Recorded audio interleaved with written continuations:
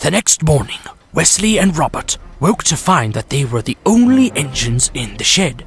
Robert noticed the foreman standing nearby. Sir? Yes, Robert? Where's Wendell? Oh, he took the morning pickup goods to Leeds Central. I say, don't they have a diesel shed near there? Oh, good heavens! Yes, they do! Oh, I hope he'll be all right.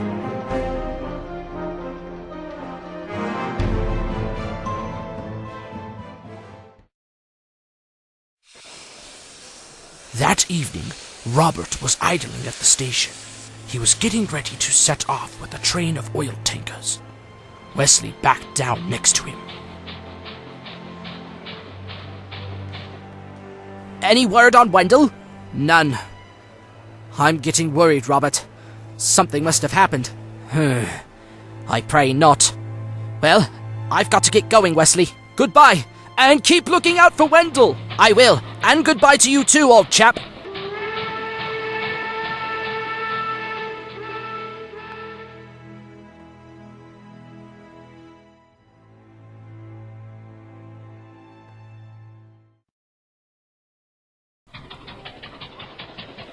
It was only 10 minutes later when Wesley was preparing to depart with his evening passenger train when he heard a shrill whistle.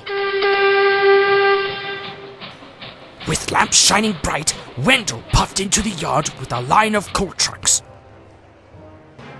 Wendell! Oh, thank goodness! Where have you been? Oh, I was delayed at the junction. It took a while for me to get up to steam, so my passengers went home on Scotsman's midday stopper. Why? What's wrong? You look like you've seen a ghost. Wesley gasped. He told him about the diesel. I was wrong. They don't want to harm you. They're targeting Robert. Is there any way to reach him? No. I'm afraid there isn't. Robert puffed into a station. Here, one of his oil tankers would be taken off his train and a van would be attached. The shunter removed the tanker and honked to Robert as he moved away.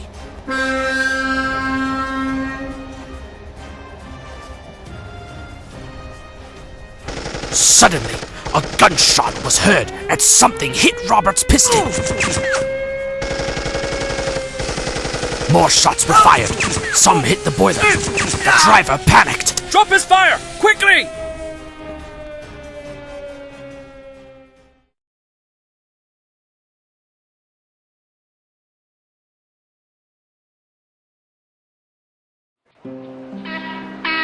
It was midnight when Wesley arrived home after taking his passenger train.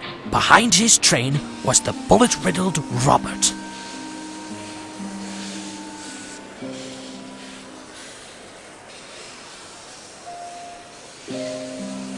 Robert was moved to his shed and placed next to Wendell.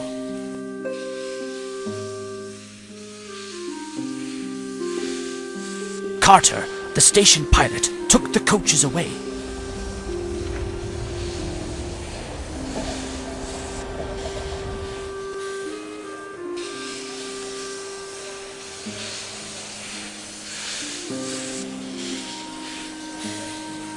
Wesley puffed away to the sheds and backed onto the road next to Robert.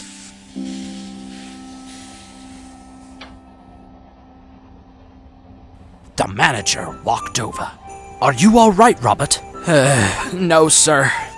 Oh, those devils got my boiler pretty well.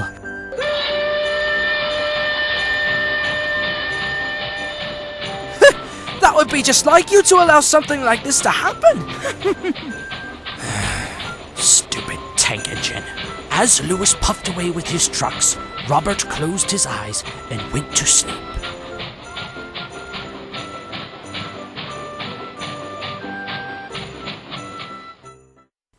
The next day, Robert was taken to the works to be mended. While he was away, the other engines prepared for the Christmas celebration. Wendell brought furniture from the church, Wesley brought wood for the stage from the lumber yard, and other engines did odd jobs around the station.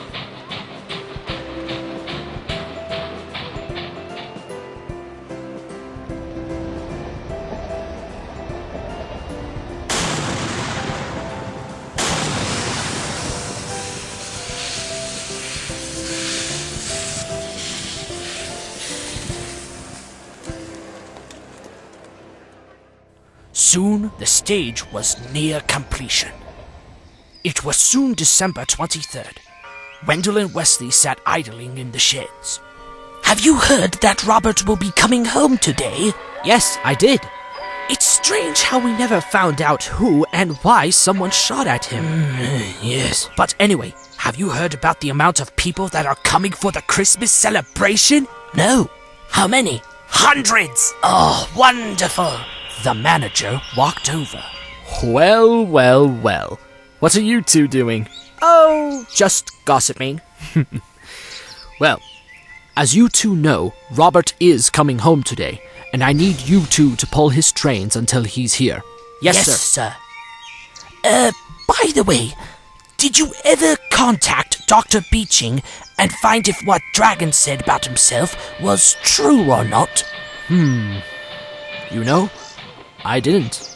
I'll do that tomorrow. Good, sir. Just then, a diesel rushed past the sheds with a rake of empty coaches.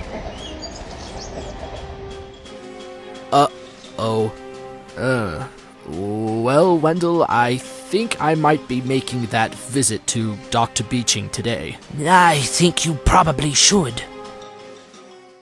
Meanwhile, Robert was preparing to return to our rail yard.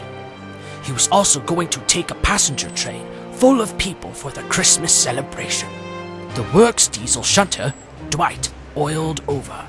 Good morning, Robert. Morning, Dwight. How are you? Oh, fine. Have a safe trip. Dwight was interrupted by a Class 17's horn as it rushed by.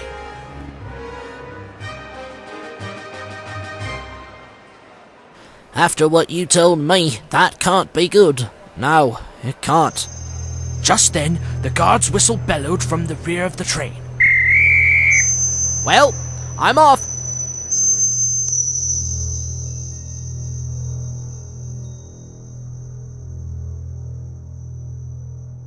Be careful.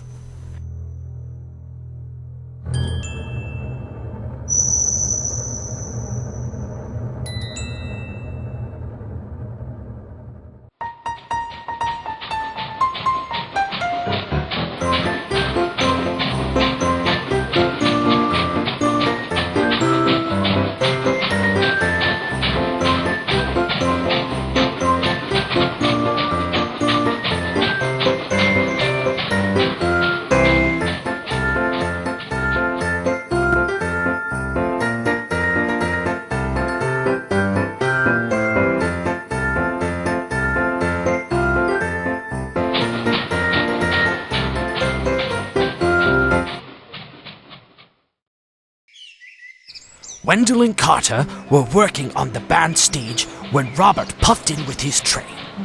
Robert whistled to them as he puffed into the station. The manager walked over to him. Welcome home, Robert. How was your stay at the works? Oh, it was lovely, sir. But it is good to be home. Indeed. Well, I have some errands to run, so Wendell will give you your work. Yes, sir. Then the manager walked to his car and drove away.